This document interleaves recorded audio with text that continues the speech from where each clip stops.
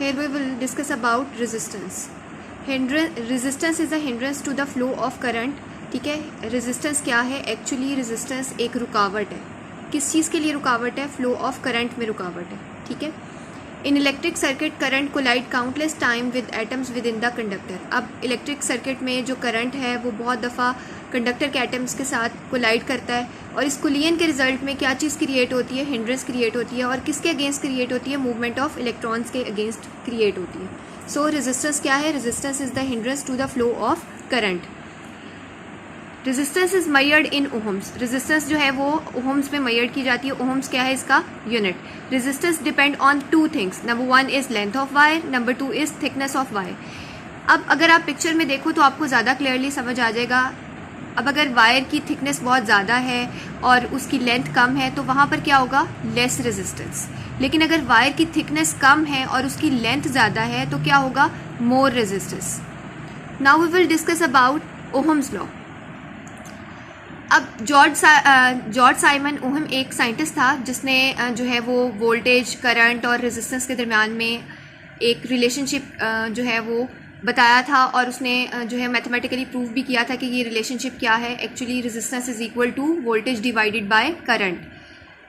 अगर आपके पास किसी भी कंडक्टर की वोल्टेज और उसकी करंट जो है उसकी वैल्यूज़ हों तो आप क्या फाइंड आउट कर सकते हो? आप उसकी रेजिस्टेंस फाइंड आउट कर सकते हो. अब इस फॉर्मूला को आप इस तरह से भी लिख सकते हो कि अगर आप करंट फाइंड आउट करना चाहते हो तो आप वोल्टेज को डिवाइड कर दोगे किस पर? रेजिस्टेंस पर. और अगर आप वोल्टेज फाइंड आउट करना चाहते हो तो आप किसके साथ मल्टीप्लाई करोगे करंट को? रेजिस्टेंस के साथ.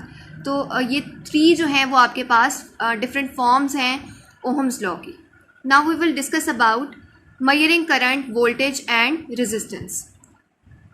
एमीटर. एमीटर क्या है? Ammeter is a device which is use to measure current. हम करंट को मेजर करने के लिए जो डिवाइस यूज़ करते हैं उसे क्या बोलते हैं? Ammeter. It does not change the amount of current. ठीक है, ये करंट की अमाउंट को चेंज नहीं करता और इसकी रेजिस्टेंस क्या होती है? कम होती है. Has less resistance. आप पिक्चर में देखो, आपको ये क्या दिखाया गया? एमीटर दिखाया गया. ठीक है. Voltmeter. Now what is voltmeter? Voltmeter is a device which is use to measure voltage और पोटेंशियल डिफरेंस. ठीक है. Current does not flow through it because very high resistance. अब voltmeter में से current जो है वो पास नहीं कर सकता क्योंकि इसकी रेजिस्टेंस क्या होती है? बहुत ज़्यादा हाई होती है. ठीक है. अगर आप पिक्चर में देखो तो ये आपको क्या नजर आ रहा है? Volt meter.